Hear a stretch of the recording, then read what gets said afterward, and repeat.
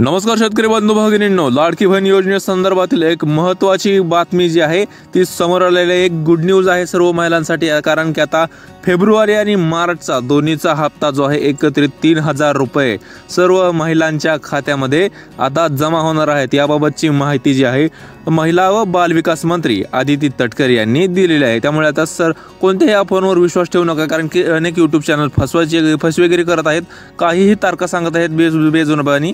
पण आता आपण खरे नियोजित तारीख सांगणार आहे। जी तारीख जी आहे महिला व बाल विकास मंत्री आदिती तटकरे यांनी दिलेली आहे। या संदर्भात आदिती तटकरे यांनी ट्विटही केलेलं आहे, ते आपण पाहूयात। या ठिकाणी आपण पाहू शकता की मुख्यमंत्री माझी लाडकी बहीण योजना याचे 2 महिन्याचे हप्ते जे आहेत आता महिला दिनाच्या पूर्वसंध्येला म्हणजेच काय तर आज 5 तारीख आहे, 5 मार्च पासून ते 8 मार्च पर्यंत सर्व महिलांच्या खात्यामध्ये जमा होणार आहेत। हे सर्व गोष्टी लक्षात घ्या, म्हणजे त्या 3 दिवसात सर्व महिलांच्या खात्यामध्ये पैसे जमा होणार आहेत।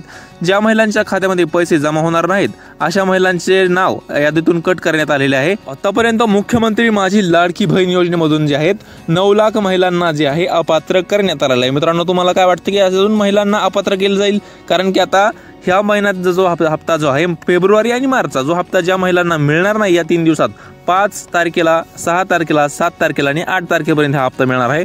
तर या तारखेदरम्यान ज्या महिलांच्या खात्यामध्ये पैसे येणार नाहीत त्या महिला या योजनेतून वगळण्यात येणार आहेत।